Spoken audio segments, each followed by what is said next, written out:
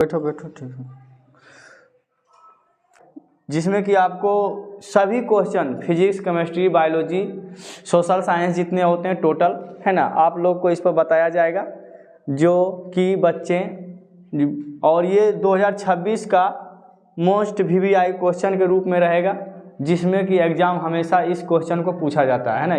इस क्वेश्चन हमेशा बार बार एग्जामिनर जो है दोहराते रहते हैं। तो आइए सबसे पहले आप लोगों को यहाँ से फिजिक्स से स्टार्ट करते हैं, है ना, फिजिक्स, जिसके बाद केमिस्ट्री, बायोलॉजी जो भी हो तुम लोग को बताया जाएगा। और जो नए आए हैं चैनल पर, तो चैनल को सब्सक्राइब जरूर कर लें, ताकि जो नया वीडियो आप लोग तक आसानी से पहुंच सके। अगर जल्दी चाहते हैं वीडियो पहुंचना, तो जो सब्सक्राइब करेंगे उसी के पास वीडियो ये एनी टाइम पहुँचेगा, अन्यथा फिर खोजने में आपको परेशानी हो जाएगा। तो सबसे पहले आप सब्सक्राइब करें, ठीक है। जिसके बाद आते हैं अब क्वेश्चन पर। है क्वेश्चन है, प्रकाश का अपवर्तन क्या है ना। आप लोग पढ़े होंगे कहीं पर, अगर नहीं पढ़े हैं तो कोई बात नहीं, हम हैं, उसके लिए दिक्कत नहीं है ना।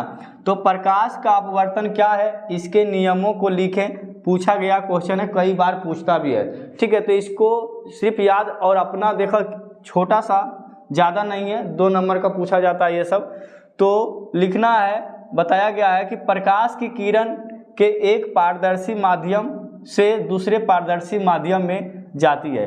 अब तुम लोग अगर पढ़े होंगे तो पारदर्शी के बारे में आसानी से जानते होंगे। पारदर्शी का मतलब होता है कि जहाँ पर किरण आसानी से क्या हो सके, आर पार हो सके। पारदर्शी का मतलब क्या होता है, जहाँ से किरण जो है, प्रकाश की किरण आसानी से आर पार हो सकते हैं। तो वही बोल रहे हैं कि प्रकाश की किरण के एक पारदर्शी माध्यम से दूसरे पारदर्शी माध्यम में जाती है, तो अपने पथ से विचलित हो जाती है। यानी कह रहा है कि अगर एक पारदर्शी, यानी कहने का मतलब यहाँ पर कोई पारदर्शी पदार्थ है, इसमें अगर किरण आर पार हो रहा है, फिर दूसरा यहाँ पे पारदर्शी पदार्थ है, फिर इसमें किरण आर पार होगा, तो इस तरह से पारदर्शी होने के बाद जो है इसकी पथ का मतलब होता है रास्ता, तो वो अपने रास्ते से विचलित हो जाते हैं। क्या हो जाते हैं, विचलित का मतलब होता है जिस रास्ता पर चल रहा है वो रास्ता से अलग हो जाना, है ना। तो विचलित हो जाती है, इस घटना को प्रकाश का अपवर्तन कहते हैं। और इसी घटना के हम लोग क्या बोलते हैं, प्रकाश का अपवर्तन। क्या समझने में कोई तकलीफ है? नहीं है, आज भी हो जाएगा आसानी से, अपना है ना लैंग्वेज है, भाषा है। तो चलिए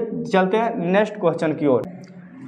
लेंस की क्षमता क्या है, मान और मात्रक को लिखें, है ना। लेंस की क्षमता क्या है, मान और मात्रक को लिखें। ये क्वेश्चन भी पूछे जाने वाले क्वेश्चन है। तो समझना है, किसी लेंस की फोकस दूरी के व्युत्क्रम को लेंस की क्षमता कहते हैं। व्युत्क्रम का मतलब क्या होता है, बताओ? उल्टा होता है। क्या होता है? तो उल्टा होता है। तो किसी लेंस की फोकस दूरी के व्युत्क्रम को लेंस की क्षमता कहते हैं। जैसे में यहाँ पर आएगा P बराबर I/F, यानी मात्रक का बराबर डायोप्टर D होता है, ठीक है। ये लिख लेना है। चलो आगे चलते हैं, दूसरा नेक्स्ट क्वेश्चन। इसमें कह रहा है कि प्रकाश का परावर्तन के नियमों को लिखें और इसे किरण आरेख से दर्शाएं। कह रहा कि प्रकाश का परावर्तन के दोनों नियमों को भी लिखें और चित्र बनाकर किरण आरेख से दर्शाना भी है। एकदम सिंपल सा फंडा है, इसमें तुरंत बताना है कि प्रकाश के किसी वस्तु से टकराकर लौटने को प्रकाश का परावर्तन कहते हैं, है ना। आसान तरीका। कह रहा कि प्रकाश के किसी वस्तु से टकराकर लौटने को प्रकाश का परावर्तन कहते हैं। इसके 2 नियम होते हैं। प्रकाश के परावर्तन का कितने नियम होते हैं? 2 नियम होते हैं। पहला नियम है आपतन कोण परावर्तन कोण के बराबर होता है। सिंपल सा फंडा इसमें कि आपतन कोण परावर्तन कोण के बराबर होता है। अब देखो आपतन कोण, देखो ये हो गया आपतन किरण हो गया, और ये हो गया परावर्तन किरण हो गया।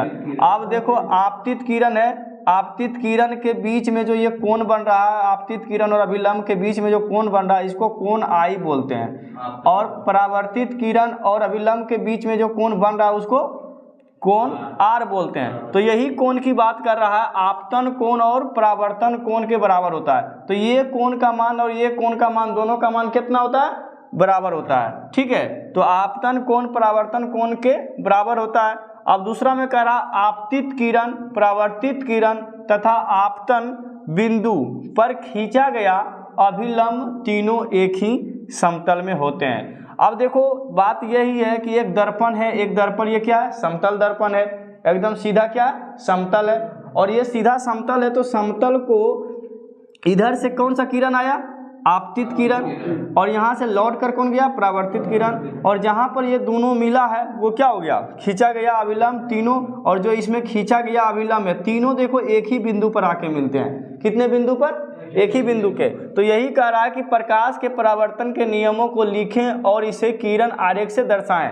तो ये हो गया परिवर्तन और ये हो गया चित्र के जरिए, जो कि तीनों का दोनों का जो है मतलब भी समझ में आ गया। तो यहाँ तक किसी को दिक्कत नहीं होना चाहिए, ठीक है। बीच बीच में अगर किसी को दिक्कत हो तो कमेंट करके पूछ सकते हो, या तुम लोग भी पूछ सकते हो तो थूर कहीं का 4 है, ठीक है। ये क्वेश्चन नंबर 4 देखना है, लेंस के 2 उपयोगों को लिखें। एकदम सबसे इजी है, लेंस के 2 उपयोग को लिख देना, यानी कि लेंस जो है कहाँ कहाँ उपयोग होता है उसका मात्र 2 को लिखना है। कितना लिखना है, 2 को।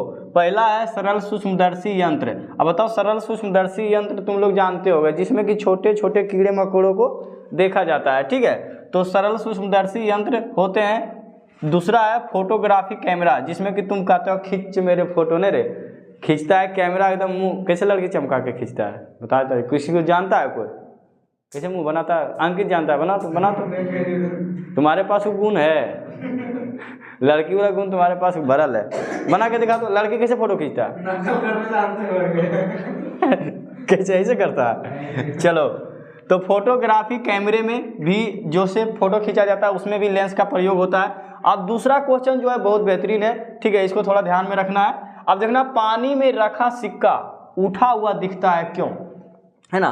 पानी में रखा सिक्का उठा हुआ दिखता है क्यों, ऐसा क्यों दिखता है? लगेगा अगर तुम कहीं पर सफेद है ना, साफ पानी है, वहाँ पर सिक्का कोई गिरा हुआ है, वहाँ सिक्का लगेगा जब देखोगे ना पानी में, तो लगेगा कि ऊपरे में सिक्का रखा हुआ है, लेकिन हाथ जब उसमें डालोगे तो हाथ जा रहा है, सिक्का पकड़ा नहीं रहा है, यानी कि दूरी में दिखेगा, लेकिन दिखाई पड़ता है नज़दीकी, लेकिन रहता कहाँ है, दूरी में। तो ऐसा क्यों होता है? तो कह रहा है कि पानी के अंदर रखा हुआ सिक्का, है ना, पानी के अंदर रखा हुआ सिक्का कुछ ऊपर उठा मालूम पड़ता है। यह घटना प्रकाश के अपवर्तन के कारण होता है। यह घटना किसके कारण होता है? प्रकाश के अपवर्तन के कारण होता है, यानी कि बाहर का माध्यम विरल और अंदर का माध्यम सघन होता है। अब देखो, विरल माध्यम और सघन माध्यम तुम लोग को बता चुके हैं, है ना, पढ़ा चुके हैं सिलेबस में कि सघन माध्यम और विरल माध्यम क्या होता है। बताना अंकित कि विरल माध्यम जो होता है किसको बोलते हैं? विरल माध्यम में, विरल माध्यम, हाँ, जो बाहर के मतलब बाहर से जो वायु चलता है, बाहर से जो वायु चलता है। तुम बताओ, विरल माध्यम, सरल और विरल, सघन और विरल। अरे वायु ने बताए थे, जैसे कि मान लेते हैं सूरज का प्रकाश है, ये क्या है, सूरज का, यहाँ से सूरज आता है, सूरज जिससे जब आता है, किरणें आते हैं, तो किरण जब आता है तो शुरू में जब रहता है तो वो कहाँ रहता है? निर्वात में रहता है। कहाँ रहता है? निर्वात में रहता है। उसके बाद ये किधर चला जाता है? विरल माध्यम, जहाँ की वायु हो जाता है, वायु हो जाता है। जैसी पानी या कांच में प्रवेश करता है वो कौन सी हो गया? सघन माध्यम हो गया, जिसमें कि हम तुम लोग को लिखाए थे, निर्वात में प्रकाश की चाल कितना होता है, सघन में बहन प्रकाश की चाल कितना होता है, विरल में प्रकाश की चाल कितना होता है, बताए थे, लिखाए थे एक पॉइंट, याद है? नहीं याद है तो खींच मेरी फोटो खाली करते रहता है। आगे देखना है, उठा मालूम पड़ता है, लड़की का नकल करने के लिए कहो, ओह माय गॉड करेगा अपवर्तन के कारण होता है, यानी कि यही, यानी कि बाहर का माध्यम विरल और अंदर का माध्यम सघन हो जाता है। बाहर वाला जो है, यानी कि पानी से बाहर वायु है तो विरल माध्यम हो गया, और पानी के अंदर कौन सा माध्यम? सघन माध्यम होता है, जिसके कारण दोनों में प्रकाश की चाल भिन्न होती है। हम बताएं कि दोनों में प्रकाश की चाल क्या होता है? भिन्न होती है। अब भिन्न जरूर होगा, जैसे कि तुमको, अच्छा भिन्न कैसे होगा ये बात समझना है। जैसे कि मान लेते हैं वायु है, ठीक है, अब वायु है, वायु में जैसी प्रकाश की चाल आती है तो उसमें रुकावट वायु हल्का फुल्का करता है, किसको? किरण को। और जैसी प्रवेश करता है किसमें? पानी में या फिर कांच में, तो सघन माध्यम आ गया, वहां पर प्रकाश को चलने में क्या होता है? तकलीफ होती है, ज्यादा तकलीफ होती है, यानी कि उसकी चाल जो है क्या हो गया? धीमा हो गया। तो वही कहता है कि जिसके कारण दोनों में प्रकाश की चाल भिन्न होती है और सिक्का ऊपर प्रतीत होता है, यानी दिखता है, सिक्का ऊपर प्रतीत होता है, यानी कि हमको दिखाई पड़ता है कि सिक्का कहाँ है, ऊपर में है। क्यों? क्योंकि हम किधर से देखते हैं, विरल माध्यम से देखते हैं। किधर देखते हैं, सघन माध्यम की ओर देखते हैं। तो यहाँ पे नो डाउट क्लियर ये क्वेश्चन। चलो तो अब हमको लगता है किसी को डाउट नहीं होगा, तो आगे चलते हैं दूसरा क्वेश्चन की ओर। ठीक है, क्वेश्चन नंबर कितना है, 6। अब देखना इसमें कह रहा है उत्तल लेंस को अभिसारी लेंस क्यों कहा जाता है। ठीक है, उत्तल लेंस को अभिसारी लेंस, क्या अभिसारी मतलब सारी नहीं समझ लेना तुम लोग, ठीक है, अभिसारी है, ठीक है। उत्तल लेंस को सरहद नहीं, सारी भी नहीं समझना। उत्तल लेंस को अभिसारी लेंस क्यों कहा जाता है, तो उत्तल लेंस को अभिसारी लेंस कहा जाता है क्योंकि उत्तल लेंस प्रकाश की किरणों को अभिसारित है ना, अभिसरित करता। अभिसरित का मतलब बताओ क्या होता है, बिखरना एक बिंदु से, हाँ बिखरना होता है। अभिसरित का मतलब अपनी ओर कौन सी करता है। अच्छा जैसे कि मान लेते हैं ये है, यहाँ से सब जा रहा है, ये कौन सी कर रहा है, और एक यहाँ बिंदु है और एक यहाँ पर आ रहा है, बताओ वो अपसारित कर रही है, अभिसरित कर रहा है। अब बताओ कौन है, कौन अभिसारी है, कौन अभिसरित कर रहा है, तुम्हें वो बताओ। वो अपसारित कर रहा है, अभिसरित कर रहा है। करा उत्तल लेंस को अभिसारी लेंस कहा जाता है क्योंकि उत्तल लेंस प्रकाश की किरणों को कौन सी करता है, अभिसरित। अभिसरित यानी कि फैला देता है, यही ना, फैला देता है, करता उसे क्या बोलते हैं, है ना, उसी को बोलते हैं अभिसारी लेंस बोलते हैं। अब देखना, हम वाहनों को उत्तर दर्पण के पक्ष दृश्य दर्पण के रूप में वरीयता क्यों देते हैं, यानी कहता है कि हम वाहनों में यानी गाड़ी में, वाहनों मतलब यहाँ सिस्टर नहीं समझना है, ठीक है, हम वाहनों को उत्तल दर्पण के पक्ष मतलब पीछे देखने के लिए, दृश्य मतलब देखना, पीछे देखने के लिए दर्पण के रूप में प्रयत्न है ना, क्या है वरीयता क्यों देते हैं, यानी कि उसको क्यों लगाया जाता है गाड़ी के साइड में, साइड मिरर भी उसको बोलते हैं। अब देखना क्वेश्चन समझोगे तो आसान हो जाएगा। कह रहा है क्योंकि उत्तल दर्पण है ना, कह रहा है क्योंकि उत्तल दर्पण अधिक क्षेत्र का दृश्य देता है और वस्तुओं की सीधी व छोटी प्रतिबिंब बनाती है, यानी कि ये दर्पण जो है दिखाएगा अधिक दूरों तक दिखाएगी और जितने भी वस्तु को दिखाएगा वो छोटा करके दिखाएगा। क्या करके दिखाएगा, पूरा को समेट कर दिखाएगा। कौन सा, उत्तल दर्पण है ना, इसीलिए इसको गाड़ी के साइड मिरर के रूप में उपयोग में लगाया जाता है ताकि पीछे हम देख सकें कि कौन सा गाड़ी आ रहा, कौन बड़ा गाड़ी है, छोटा गाड़ी है, या फिर कोई स्कूटी पर हुर्र हुर्र बैठी है ना, अरे देखो मुस्कान, देखो उसका हुर्र बैठने में, देखो उसका मजा आ गया। बता रहा है ये क्वेश्चन में ही तुमको एक आंसर याद हो जाएगा जिसमें कि कह रहा है कि हीरा का वर्तनांक कितना होता है, क्वेश्चन ये पूछता है, ठीक है, तो 2.42 होता है। अब क्वेश्चन है कि आवर्तनांक को परिभाषित करें, हीरे का आवर्तनांक 2.42 है, इस कथन का क्या अभिप्राय है, यानी ये कथन क्या कहता है, क्यों ऐसा होता है, ठीक है।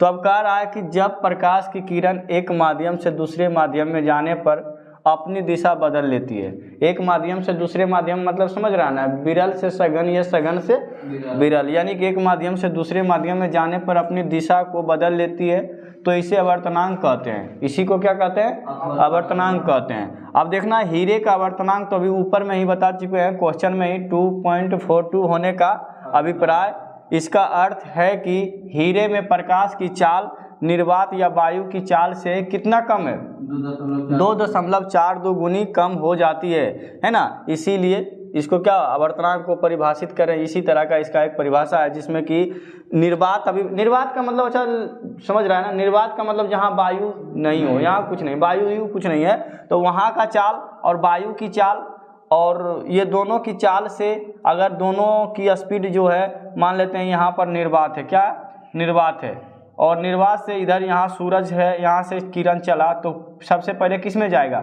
निर्वात में, जिसके बाद कहाँ आएगा, फिर कहाँ आ जाएगा, वायु में आ जाएगा। तो निर्वात में जो जिस चाल से चल रहा था वो वायु में उसकी चाल क्या हो जाएगा, घट जाएगा, और जैसा ही फिर उधर कौन सी आया, हीरा में, किस में आया, हीरा में जैसे ही प्रवेश किया तो उसका कितना कम गया, 2.42 गुना स्पीड क्या हो गया, कम हो गया, इसीलिए हीरा का मान कौन सी हो गया, 2.4।